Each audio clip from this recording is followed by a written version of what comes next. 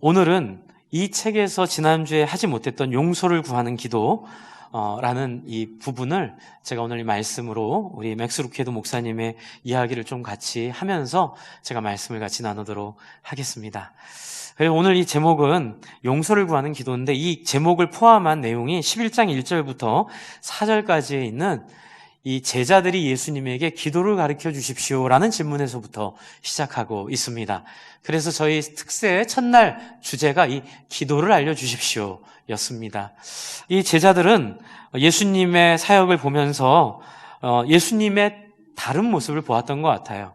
여러분, 예수님을 저희가 이렇게 누가복음이나 마태, 마가, 요한복음을 통해 재구성해 본다면 예수님의 특징이 몇 가지 있습니다. 예수님은 폼을 잡지 않으셨어요. 예수님은 사역을 하실 때 다른 사람들에게 자기가 잘 보이고 싶어서 어떤 노력을 하지 않으셨어요. 예수님은 있는 모습 그대로 이들과 함께 지내셨다는 게 굉장히 중요한 특징 중에 하나입니다.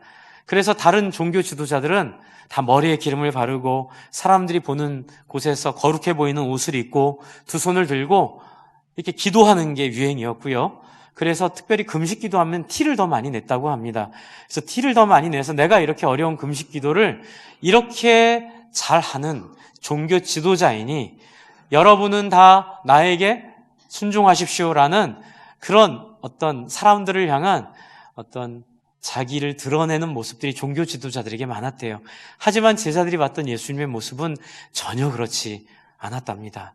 그래서 여러분, 어떤 분이 이렇게 연구를 해봤는데 예수님의 어떤 캐릭터가 어떤 거였을까라고 연구를 했더니 놀랍게도 예수님의 캐릭터는 잔치집에 가서 같이 울고 거룩한 농담도 하시고 사람들과 함께 이렇게 즐겁게 노래도 하시고 이렇게 같이 어울리는 캐릭터, 그렇죠? 또 슬픈 자리에 가서는 함께 울어주고 함께 사람들과 함께 가슴 아파했던 진솔한 캐릭터가 예수님의 이 사역 내내 나타나 있고 드러나 있다. 심지어는 예수님이 어떤 사역을 하려고 가다가도 중간에 힘들고 어려운 사람들 만나면 그 가려는 길을 바꿔가지고 그 사람과 함께 시간을 보내주고 있는 이 놀라운 모습들이 성경 곳곳에 나타나고 있습니다. 그래서 제자들은 예수님에게 예수님이 알고 있는 기도는 무엇입니까? 이렇게 물어보고 있는 거예요. 그때 예수님이 기도를 알려주십니다. 그런데 이 기도의 시작이 뭘까요? 아버지여, 이것으로 2절에 시작하고 있습니다. 지난 한 주 동안 저는 이 두 가지를 같이 나누었습니다. 여러분, 기도가 안 돼요, 기도가 어려워요 라고 생각하시는 분마다 한번 따라해 주십시오. 기도를 알려주세요. 이게 시작입니다. 하나님, 기도하고 싶어요. 근데 기도가 뭔지 모르겠어요. 기도가 안 돼요. 하나님, 저에게 기도를 알려주세요. 이게 우리의 기도의 시작이고요. 그리고 그 기도의 시작에 예수님이 알려주신 건 다른 거창한 것들이 아니라 하나님을 아버지로 부르라. 이것이 예수님의 답이에요. 그래서 우리 기억하시죠? 아바 아버지. 아바 아버지는 아람어로 아버지가 아바고요. 그 아버지라는 호페테르라고 하는 헬라어로 되어 있어요. 그러니까 아바 호페테르 이렇게 되어 있는데 한국말로 번역할 때 아바 그냥 아버지로 번역을 했어요. 이거는 바로 각 어떤 언어로 고백하든 가장 친근한 느낌의 아버지로 하나님을 부르라, 이런 뜻으로 여러분 생각하시면 돼요. 그래서 옛날에 우리 이런 말씀을 그렇게 들었죠. 아빠라 불러도 된다. 네, 그렇게 해도 됩니다. 하나님을 친근한 분으로 마음을 열고 아버지로 너희가 받아들이라. 주 안에 사랑하는 성도 여러분, 저와 여러분에게는 하나님이 아버지이십니까? 아니면 하나님이 어려운 분이십니까? 하나님이 편한 분이십니까? 하나님이 아니면 불편한 분이십니까? 좀 하나님을 생각하면 여러분 안에 좀 어렵고 답답한 마음이 있나요? 아니면 무슨 말을 해도 하나님이 받아주시고 편하게 안아주시는 아버지 같은 분으로 느끼고 계시나요? 그래서 많은 분들이 기도가 어렵다고 할 때에 이 부분을 놓치기 때문에 어렵게 느끼는 경우가 많은 것 같습니다. 그래서 저희가 한 주 동안 했던 이 포켓 기도의 이 포켓이라는 의미는 편하게 어디에서든지 꺼내서 할 수 있는 기도라는 뜻이에요. 그래서 기도가 꼭 이 예배당에 와서 새벽에 기도하는 것만이 기도가 아니라 여러분의 직장에서, 여러분이 있는 학교에서, 또 여러분이 일하는 주방에서, 또 여러분의 안방에서, 또 여러분이 있는 차 안에서 누구를? 하나님을 아버지라고 부를 수 있는 게 기도의 시작입니다. 그것이 바로 예수님이 알려주신 주기도문. 사실 이 내용은 주기도문의 내용이에요. 주기도문의 시작이 하늘에 계신 나의 우리 아버지, 이렇게 시작되지 않습니까? 그런 저는 이번 이 기도의 시작을 통하여 우리 모든 성도님들이 마치 포켓에서 무엇을 꺼내듯이 어느 곳에서나 언제라도 항상 하나님을 아버지로 부를 수 있는 자유를 맛보기를 바랍니다. 그래서 부르세요. 기도를 모르겠어요. 하나님, 기도를 알려주세요. 아버지, 나에게 이런 아픔이 있어요. 아버지, 이렇게 말할 때에 주방에서, 차 안에서, 여러분이 계신 어느 곳에서든지 그 아버지가 여러분에게 나타나게 되실 겁니다. 이것이 이번 한 주 동안 저희가 깊이 은혜 받았고 묵상했던 기도가 무엇인가, 그리고 포켓 기도가 우리에게 알려주고 있는 언제라도 그 기도의 맛을 느낄 수 있는 하나님 우리 아버지 되심이었습니다. 이제 그 다음에 뭐라고 말씀하시죠? 아버지여. 그 다음에 뭐라고 하죠? 2절에 보세요. 이름이 거룩히 여김을 받으시오며. 여러분, 하나님을 하나님으로 높여드리는, 하나님을 찬양하는 기도. 우리 지난 한 주 동안 참 찬양이 좋았습니다. 우리 한윤정 은사님 참 귀한 그 찬양의 은혜로 우리에게 은혜를 주셨는데, 이 찬양을 통해서 저도 하나님을 누렸어요. 제가 우리 한간사님 처음에 저희와 함께 찬양 사역 시작할 때 저랑 이제 같이 만나서, 요새 면접이라 하죠. 같이 이렇게 같이 대화를 할 때 저한테 굉장히 이렇게 은혜스러운 얘기를 해주셨어요. 목사님, 저는 이 예배는 심파가 아니라 하나님을 높여드리고 하나님을 세워드리는 것, 내 안에서 하나님을 선포하는 거라고 생각합니다. 거기에 제 마음이 딱 맞았습니다. 왜냐하면 심파라는 건 뭐죠? 그냥 우리가 하고 싶은 이야기, 우리의 감정과 우리의 생각만 내어놓는 게 심파인데, 그것이 하나님의 이름을 거룩히 여김을 받는다는 것은 약간 부족한 것 같아요. 중요한 거는 바로 거기과 더 나아가 우리 안에 하나님의 이름을 선포하고 높일 때에 우리 안에 없던 마음들, 하나님이 주신 찬양의 마음들이 생기는 줄을 믿습니다. 제 경험이기도 해요. 제가 옛날에 예배를 어떻게 해야 될까? 하나님을 어떻게 높여드려야 될까? 감이 없을 때에 그냥 무턱대고 하나님께 나아가 내 영혼아 하나님을 찬양하라. 내 영혼아 하나님을 높일지라. 내 영혼아 하나님을 존귀하게 여길지라. 명령하며 기도했을 때 제가 한 번도 경험해 본 적도 없고 배워본 적 없는 하나님을 경배하고 높이는 찬양을 배웠던 기억이 있습니다. 주 안에 사랑하는 성도 여러분, 하나님을 찬양하십시오. 하나님을 높이십시오. 주방에서나 차 안에서나 거실에서나 여러분의 회사에서나 하나님 기도를 알려주세요라고 기도하시고 그냥 그렇게 해버리세요. 내 영혼아 하나님을 높일지어다. 그리고 이렇게 얘기하시면 돼요. 하나님을 찬양합니다. 이 자리에 임하신 하나님을 높여드립니다. 하나님을 사랑합니다. 하나님을 존경합니다. 하나님 사랑합니다. 이것이 바로 예수님이 알려주신 너무나 단순하고 중요한 기도의 시작입니다. 그래서 제가 늘 부탁드리죠. 예배 몇 분 전에 오시라고요? 10분 전에. 이미 그것이 예배의 시작입니다. 예배 10분 전에 우리는 찬양을 시작합니다. 여러분, 그래서 하나님께 올려드린 이 찬양에서부터 여러분이 예배를 경험하시기를 간절히 부탁을 드립니다. 누구를 위해서요? 여러분을 위해서입니다. 여러분의 영혼에 찬양의 시작이 불꽃이 붙여지는 그 순간 한 번도 경험해 본 적이 없는 하나님의 임재를 저와 여러분이 누리게 될 것입니다. 그게 바로 성령의 역사입니다. 그 다음에 뭐라고 기도하지요? 나라가 임하옵시며. 우리 그래서 지난주에 새벽 중간에 중보 기도를 같이 나누었습니다. 나라가 임하옵시면은 나도 모르는 사이에 처음에 기도가 뭔지 몰라 기도를 알려주세요. 그러다가 하나님을 아버지로 부르게 되었고, 아버지를 부르다 보니까 하나님이 너무 좋아져서 하나님을 높여드렸는데, 놀랍게도 하나님이 저를 당신의 친구로 삼아주신 역사가 나라에 임하옵시며입니다. 아브라함이 하나님 앞에 하나님과 교제를 하면서 하나님께 누린 영광입니다.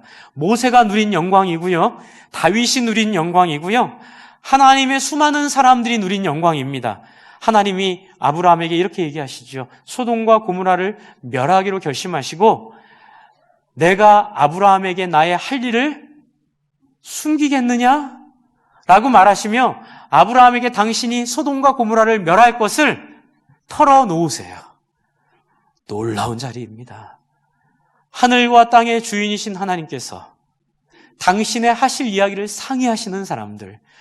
여러분, 어느덧 우리는 하나님을 높여드릴 때에 하나님의 친구가 되어 있고 하나님이 우리를 벗으로 초대하는 놀라운 경험을 하게 될 줄로 믿습니다. 저는 저와 여러분이 기도를 통하여 이 놀라운 자리를 누리기를 바랍니다. 그때 아브라함이 뭐라고 하죠? 하나님, 너무 세요. 그것 때문에 다 죽이면 그 안에 의인이 있으면 어떡합니까? 그래서 하나님께 뭐라고 하죠? 50명만 있으면 말하지 말아주세요. 그래. 그러다가 또 뭐라 그러죠? 40. 그래. 30 그러면 저 같으면 너 자꾸 왜 이러니? 제가 이럴 것 같은데 하나님 몇 명까지 그 마음을 받아주세요? 10명까지. 그러면서 이 루케이도 목사님이 이렇게 표현을 하시죠. 하나님의 계획을 바꾸시는 아브라함. 하나님은 완전하시고 전능하시고 당신의 계획이 한치도 틀림이 없는 분임을 우리는 믿습니다. 하지만 하나님은 기도하는 저와 여러분의 마음을 같이 하고 싶으셔서 저와 여러분의 간구와 기도, 그 전제 조건은 하나님의 뜻에 합한 기도겠죠. 그 기도할 때에 하나님이 이렇게 표현해도 될지 모르겠지만 당신의 자존심까지도 내려놓으시고 우리에게 당신의 자리를 내어주시는 영광스러움을 하나님 우리에게 보여주십니다. 하나님의 목적은 바뀌지 않습니다. 그렇죠? 하나님의 궁극적인 공의는 바뀌지 않습니다. 하지만 그것을 이루는 과정은 우리에게 자리를 내어주십니다. 주 안에 사랑하는 성도 여러분, 하나님의 파트너 되어 주십시오. 하나님의 벗 되시기를 바랍니다. 되어 주십시오 하니까 약간 제가 마음이 좀 그런데요. 왜냐하면 이것은 너무나 영광스러운 일인데 여러분 되어 주십시오 이게 아니라 이것이 얼마나 영광스러운지 여러분 아시겠죠? 그래서 여러분 안에 이 중보기도의 자리를 통하여 하나님이 이루시기 원하시는 그 꿈과 목적을 향하여 저와 여러분의 인생이 사용되기를 간절히 바랍니다. 그렇게 되면 어떤 일이 벌어질까요? 3절입니다. 3절 한번 읽어볼까요? 11장 3절 시작. 우리에게 날마다 일용할 양식을 주시옵고. 여러분, 하나님의 파트너 된 사람을 하나님이 책임지시겠습니까? 안 지시겠습니까? 하나님의 마음과 함께 동행하는 사람의 인생을 하나님이 함께 하시겠습니까? 안 하시겠습니까? 하시는 줄 믿습니다. 여러분, 바로 이것이 우리의 삶의 근본적인 자유예요. 저는 이 자유를 청년 때 좀 누렸습니다. 미래가 불안했을 때에 도대체 앞으로 내가 어떻게 사랑굿이라고 살지 모르겠고 내가 어떻게 앞으로 먹고 살아야 될지 모를 때에 불안이 제 안에 가득했을 때에 하나님께서 제안해 주시는 확신이 바로 여기 있었습니다. 내가 네 인생 책임진다. 너는 어디를 가든지 나를 위하여 네 인생을 드리기로 했기에 네가 사업을 하든지 직장을 다니든지 선교사를 하든지 목회를 하든지 나에겐 네가 무엇을 하는지가 중요하지 않다. 너는 네 있는 자리에서 최선을 다하여 나를 위하여 살아줄 때에 나는 네 인생을 책임지고 네 먹고 살 것 그리고 네가 책임져야 될 모든 부분들을 완벽하게 내가 인도해 줄 것이다라는 확신을 받았습니다. 그때 기분이 어땠는지 아세요? 하늘을 걸어다니는 행복감이 있었습니다. 정말 염려 없고 걱정 없고 근심 없고 두려움이 하나도 없었습니다. 그런데 살아보니까 살다가 어려운 일들이 생겨요. 살다가 참 원하지 않는 일들이 벌어집니다. 어머니를 잃기도 하고 아버지가 돌아가시기도 하고 경제적으로 참 하는 일마다 안 되는 것 같이 느껴질 때가 있고, 그렇죠? 그럴 때 하나님의 얼굴 한번 보면 하나님이 찡긋하고 이렇게 하세요. 그게 무슨 얘기일까요? 걱정하지 마. 다 내가 한 계획이었어. 그래서 저는 제 안에 큰 확신이 있습니다. 하나님의 나라를 위해 부름받고 하나님의 나라를 위해 함께하는 기도하는 사람의 인생의 모든 일은 한번 따라해 주십시오. 하나님의 최선이다. 믿으십니까? 어떤 일이 와도 두려워하지 마십시오. 어떤 일이 와도 불안해하지 마십시오. 어떤 일이 와도 염려하지 마십시오.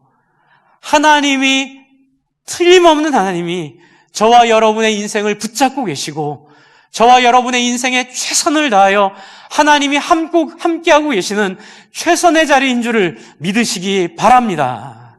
질병이 온다 하더라도, 경제적인 어려움이 온다 하더라도, 그 어떤 삶의 장애가 온다 하더라도 하나님은 우리의 일용할 양식을 주시는 분이시고 그분을 책임져 주시는 분이심을 믿으시기 바랍니다. 먼저 그 나라와 의를 구하라. 그리하면 이 모든 것을 너희에게 더하시리라. 믿으십니까? 이 먼저 그 나라와 의를 구하는 이 단순한 기도, 이게 포켓 기도예요. 제가 보니까 이 포켓 기도는 이 11장 2절, 3절, 4절을 가지고 만든 책입니다. 그래서 이 단순한 기도의 열림이 저와 여러분의 올 한 해 이 삶 속에 풍성히 열리기를 간절히 기도하고 있습니다. 그래서 이제 오늘 제가 이 용서를 구하는 기도 부분을 좀 자세히 말씀드리려고 합니다. 4절입니다. 일용할 양식을 해결해 주신 하나님 앞에, 여러분, 그러면 우리는 어떻게 해야 될까요? 이제 우리 안에 해결해야 될 문제가 뭘까요? 그것은 바로 우리가 우리에게 죄 지은 사람을 용서하오니 우리의 죄도 사하여 주시옵고의 부분입니다. 여러분, 먹고 살 문제는 하나님께서 해결해 주십니다. 우리는 무엇을 하든지 다 잘 될 줄을 믿습니다. 그래서 신년 초에 사람들이 항상 불안해하죠.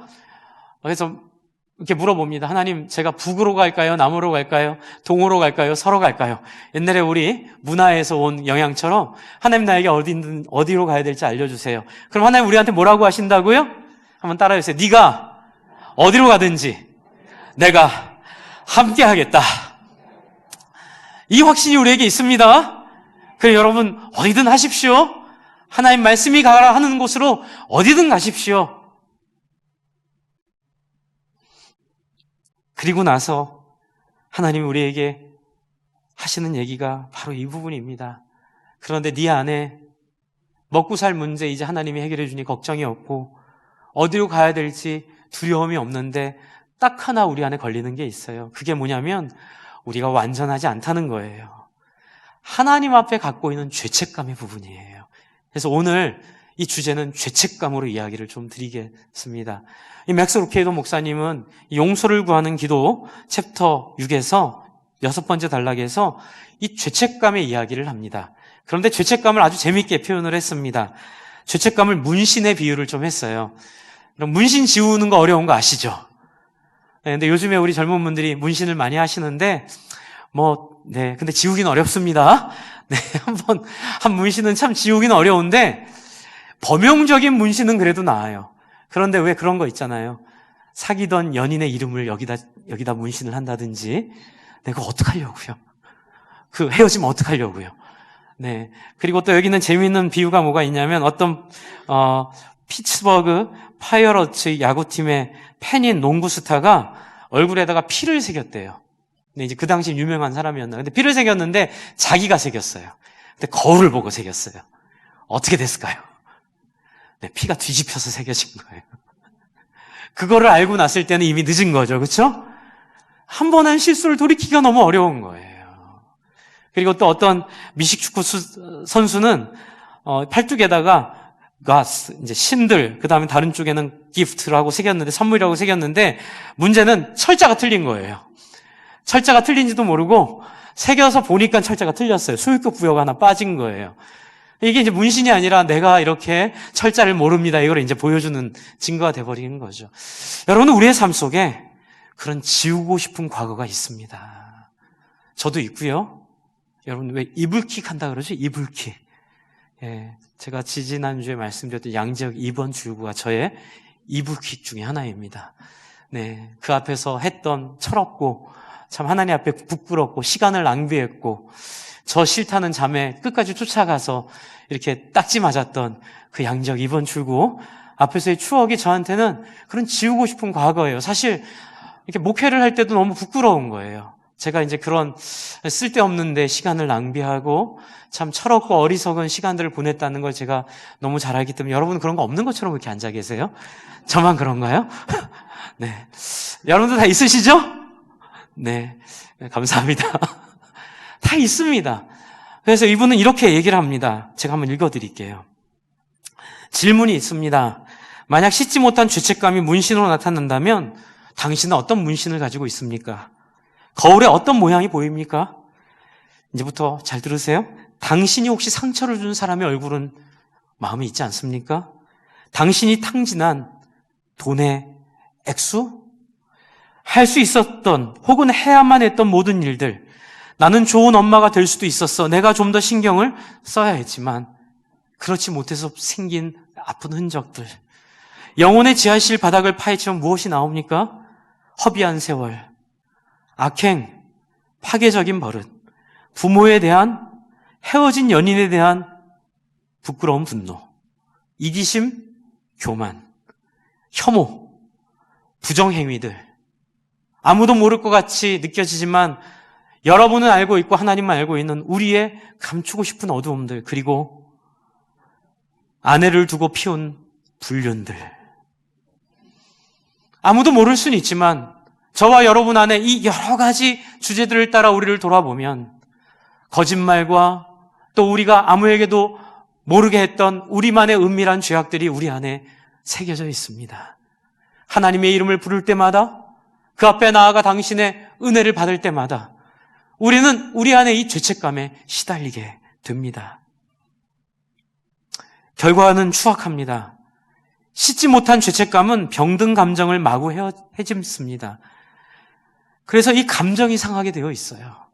그래서 성격이 강해지고 또 히스테리칼해지고 사람들을 향해서 공격적이 되기도 하고 또한 신앙을 가져도 신앙 안에 그것이 해소되지 않기 때문에 늘 무엇인가 꽉꽉하게, 그쵸? 목에 떡이 맞고 있는 것처럼 뭔가 답답한, 그래서 인절미라 요즘에 그러더라고요. 사람들이 비유로 그 인절미 먹은 것 같이 답답한 그런 우리의 신앙생활을 가지고 갈 때가 있습니다.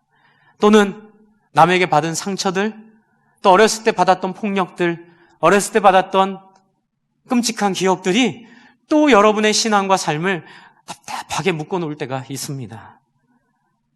여러분, 이런 것들은 우리 자체가 죄인이라는 걸 보여줍니다.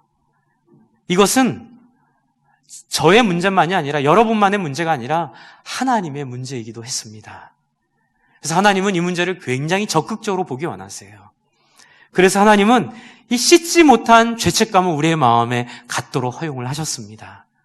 그래서 이 죄책감은 때로는 굉장히 우리에게 긍정적으로 작용을 합니다. 그것은 바로 자기 성찰로 작용할 수 있습니다. 하지만 이 죄책감이 대부분 보면 자기 파괴로 나아가게 됩니다. 제가 아까 말씀드렸던 감정의 문제, 우리의 삶의 문제가 그렇죠. 그런데 여러분, 여기에 복음이 있습니다. 하나님께서 이 죄책감을 우리에게 주셨을 뿐만이 아니라 이 죄책감을 극복할 수 있는 하나님의 마음을 이미 수천 년 전에 구약 성경에 적어 주셨습니다. 앞에 말씀을 한번 같이 보시겠습니다. 우리 이사야서에 나와 있는 이사야 1장 18절에 있는, 보여주십시오. 방송실에서. 네, 우리 한번 같이 읽을까요? 1장 18절 시작. 너희 죄가 주홍 같을지라도 눈과 같이 희어질 것이요 진홍같이 붉을지라도 양털같이 희게 되리라. 여러분, 이 구절은 아주 많은 구절 중에 한 구절입니다. 이것 말고도 어마어마하게 많은 이야기들이 이 구약 성경 안에 펼쳐져 있습니다. 무엇일까요? 하나님이 여러분과 저의 연약을 아신다고 하십니다. 할렐루야. 하나님이 그것을 잘 알고 계시고 그래서 하나님께서 우리를 깨끗하게 해주시기를 원하십니다. 그래서 하나님은 옛날부터 다 계획이 있으셨어요. 그 계획 속에서 우리를 용서할 상징을 하나 보여주셨는데 그것이 밑에 있는 레위기 16장 21절 22절 말씀인데 레위기 16장 1절부터 보면은 속죄할 때에 하나님 앞에 우리의 죄를 용서받을 때에 어떤 상징으로 제사를 드렸냐면 두 염소가 있는데 한 염소는 잡아서 우리의 죄가 이 죽음에 해당한다는 걸 보여주고 그 염소를 제물로 잡았고요. 한 염소는 안수합니다. 염소의 머리 위에 하나님 우리의 모든 연약과 죄악을 이 염소에게 감당시킵니다라고 안수하고 제가 읽어드릴게요. 그 죄를 염소의 머리에 두어 미리 정한 사람에게 맡겨 어디로 보내냐면요. 광야로 보낼지니 염소가 그들의 모든 불의를 지고 접근하기 어려운 땅에 이르거든 그는 그 염소를 광야에 놓을지니라. 여러분 이게 상징하는 게 뭘까요? 아무에게도 얘기할 수 없는, 아내에게도 고백할 수 없는, 남편에게도 고백할 수 없는 나의 은밀한, 나만 알고 있는 그 어두움, 그게 외로움입니다. 여러분 그 광야로 가는 이 소위 말하는 아사셀의 염소라고 이야기하는데요. 이 광야로 저 염소를 내어보내는 상징은 죄가 가지고 있는 외로움과 은밀함과 그 안에 있는 이 처절함을 상징합니다. 그래서 하나님께서는 우리의 죄를 그 염소에게 안수하여 염소로 하여금 광야를 외롭게 나아가 공포와 외로움 속에서 죽게 되는, 물을 못 먹어 죽을 수도 있고 짐승에게 물려 죽을 수도 있고 햇볕에 녹아 죽을 수도 있는 그 외로운 광야를 심판으로 이야기하시고 아사셀을 통하여 내가 너희의 외로움과 내가 너희의 죄와 내가 너희의 실수와 내가 너희 가운데 있는 본질적인 성격의 문제와 내가 너희 가운데 있는 삶의 근본적인 모든 문제들을 내가 대속하여 해결하겠다라고 하나님께서 결심하시고 약속하신 것이 이미 구약에 나오고 있습니다. 그것이 누구입니까? 우리의 아사셀 되신 예수 그리스도, 이 땅에 오셔서 십자가에 달려 죽으심으로 말미암아 저와 여러분 속에 지울 수 없는 문신 같은 우리의 죄책감과 저 여러분 속에 지울 수 없는 정말 이불킥을 하고도 해결이 안 되는, 정말 사람들 앞에 설 때마다 나의 부끄럽고 이 사람들이 모르는 나의 이 은밀한 문제들, 이런 나의 은밀한 이 아픔들을 이미 예수께서 십자가에 다 감당하시고 죽으심으로 말미암아 저와 여러분을 자유케 하셨음을 믿습니다. 더 이상 그 죄책감에 매여 살지 않아도 됩니다. 더 이상 그 죄책감에 눌려 있지 않아도 됩니다. 여러분 진정한 거룩은 바로 이 하나님의 자유를 믿는 데 있습니다. 여러분 예전에 제가 참 인상 깊게, 제가 청년 때 인상 깊게 들었던 설교 중에 하나가, 여러분 진짜 거룩이 무엇입니까? 거룩이 성경책을 가슴에 끼고 할렐루야 이렇게 말하는 게 거룩일까요? 아니죠. 거룩은, 한번 따라해주세요. 거룩은 솔직함입니다. 네, 맞습니다. 굉장히 그때 신선한 충격을 받았습니다. 여러분 거룩은 솔직함입니다. 어디에 대한 솔직함일까요? 우리의 아사셀 되신, 우리를 위하여 우리의 모든 것들을 용서하신 하나님 앞에 우리의 있는 모습 그대로를 정직하게 내어놓고 용서받은 자의 자유가 바로 거룩인 줄을 믿습니다. 그러므로 자기의 부족함에 매이지 않는 인생, 자기가 갖고 있는 죄악에 매이지 않는 인생, 옛날에 그렇게 살았을지는 모르지만 더 이상 그것이 나를 지배하지 못함을 믿고 더 이상 그 죄악이 나의 것이 아님을 선언하며 그렇게 하나님 앞에 용서해 주신 하나님 앞에 나아가는 당당하고 거룩하고 당당하고 떳떳함이 거룩함임을 믿으시기 바랍니다. 이것을 이야기하는 것이 요한일서 1장에 있는 이야기입니다. 또 보여주십시오. 요한일서 1장에. 그럼 우리가 어떻게 기도할 것인가, 어떻게 용서를 구할 것인가 있을 때 5절을 제가 한번 읽어드릴게요. 우리가 그에게서 듣고 너에게 전하는 소식이 이것이니, 하나님은 뭐라고요? 빛이라, 중요한 게 빛이라는 거예요. 그에게는 뭐가 없어요? 어둠이 없습니다. 그래서 주제는 빛과 어두움인데요. 근데 옛날에는 문제는 이 빛과 어두움을 제가 오해를 했었어요. 어떻게 오해를 했냐면 6절, 만일 우리가 하나님과 사귐이 있다 하고 어두움에 행하면 거짓말을 하고 진리를 행치 아니함은 이거니와 그러니까 어떻게 오해를 했냐면요. 빛은 죄를 안 짓는 거고 어두움은 죄를 짓는 거라 오해를 하니까 너무 힘들어지더라고요. 그러니까 나는 제 안에 있는 죄성을 완전히 극복하지 못하니까 실수들을 많이는 좋아졌습니다. 제가 옛날같이 그렇게는 안 합니다. 그런데도 제가 이제 많이 실수를 하는 게 있어요. 근데 그걸 어두움이라고 생각을 하니까 너무 이게 힘들어지는 거예요. 7절.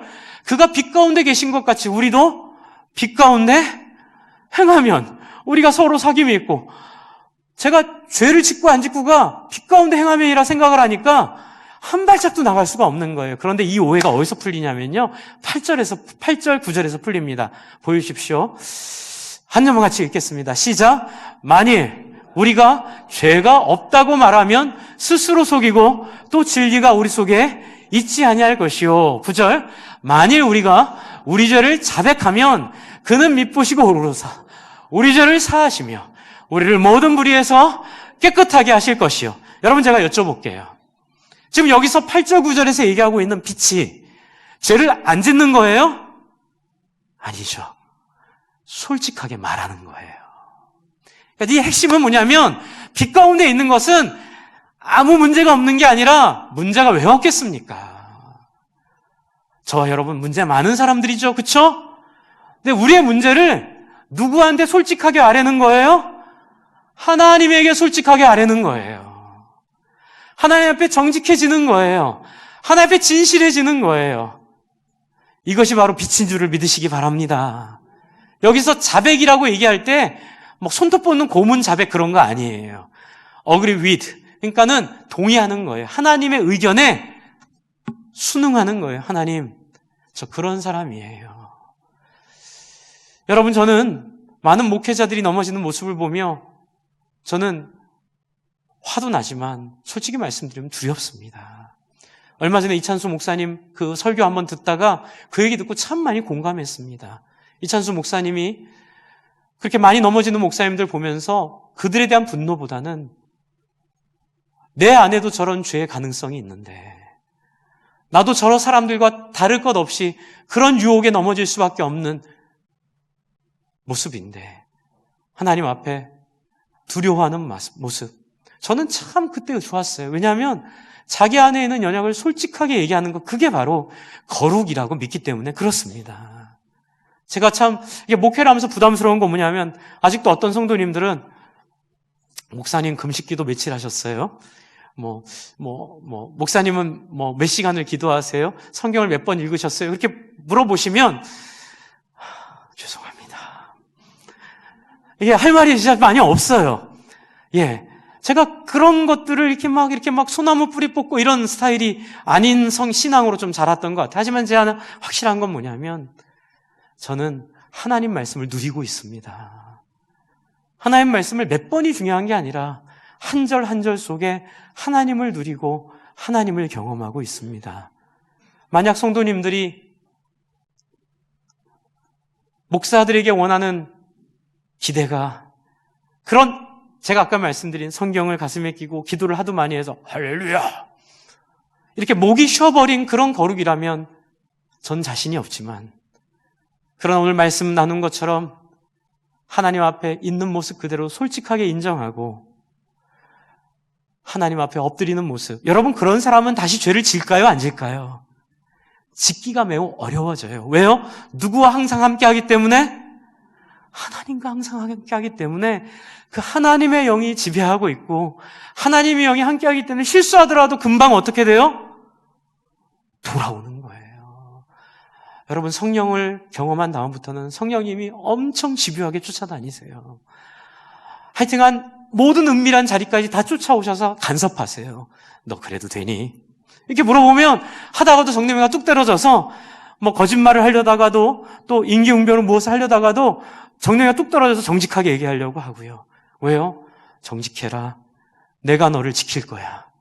정직하면 어떤 일이 벌어져도 너한테 하나님이 너의 인생을 인도할 거야. 거짓말하지 말고 사람들한테 기만하려고 하지 말고 목회할 때 다른 사람을 이렇게 뭔가 목적을 가지고 이렇게 조절하려고 하지 말고 그냥 있는 모습 그대로 좋으면 좋고 불편하면 불편한 대로 정중하게 권면하고 그래서 하나님 앞에 투명하고 정직한 모습으로 서라고 하시는 말씀.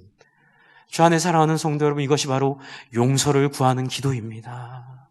하나님 앞에 여러분의 죄책감을, 하나님이 주신 죄책감을, 마치 우리가 운전하다가 졸리면, 왜 요철 지나가면 이렇게 졸음이 확 깨는 요철들 있잖아요.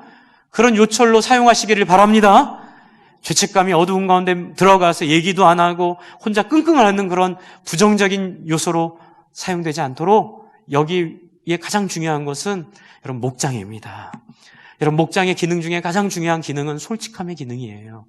형제 자매들 앞에 솔직하게 자기의 기도 제목들을 내어놓고 자기 안에 있는 약점들을 나누고 아무한테도 얘기할 수 없었던 그 아픔과 눈물들을 때가 될 때, 여러분이 나눌 때에 목원들이 하나님의 마음으로 함께 품어주고 기도하는 그것이야말로 하나님이 어떤 분이신지를 가장 잘 보여주는 자리인 줄로 믿습니다. 여러분 목장 꼭 참여하십시오. 그리고 목장에 가면 또 하나 문제가 있죠. 사람 쉽지 않아요. 그래서 오늘 마지막 말씀은 우리의 죄를 용서해달라고 기도할 때 4절에 뭐라고 전제를 하지요? 4절에 우리에게 죄 지은 모든 사람을 어떻게 해달라고요? 용서해달라. 용서한 것 같이. 그렇습니다. 주 안에 사랑하는 성도 여러분, 예수님 닮은 믿음은 나의 부족을 예수님이 받아주신 것처럼 다른 사람의 부족도 받아주시기를 바랍니다. 목사님, 어떻게 사람이 그럴 수 있어요? 그럴 수 있어요. 그게 사람이에요. 저도 그랬고요. 솔직히 얘기해봐요. 옛날에 그랬잖아요. 근데 뭘 그걸 가지고 안 그런 것처럼 와가지고 목사님, 사람이 그럴 수 있어요, 그렇게 얘기하나요? 주 안에 사랑하는 성도 여러분, 다른 사람 품어줍시다. 어떤 죄를 지은 사람도 품을 수 있습니다. 그리고 앞으로 죄를 안 지으면 됩니다. 여러분 안에, 제 안에 어떤 죄가 있으면 하나님 앞에 용서를 구하십시오. 저도 여러분을 받아들이고 여러분도 저를 받아주시고, 그렇게 우리가 서로를 불쌍히 여기며 안아줄 때에 우리 안에 이 기도의 영광이 더 풍성하게 나타날 줄로 믿습니다. 우리 함께 기도할 때에 하나님, 우리 교회가 기도를 배우고 기도를 누리는 교회 되기를 원합니다. 그래서 하나님 앞에 하나님과 솔직히 대화하고 하나님 앞에 내가 누구인지를 깨닫고 또 다른 사람을 품어주고, 그래서 이 기도의 깊이와 풍성함이 넘칠 수 있도록 하나님 이 시간 나와 함께 해달라고. 여러분 또 기도 안 되는 분들이 이렇게 기도하세요. 하나님, 기도 알려주세요. 기도하고 싶어요. 이렇게 함께 기도하겠습니다.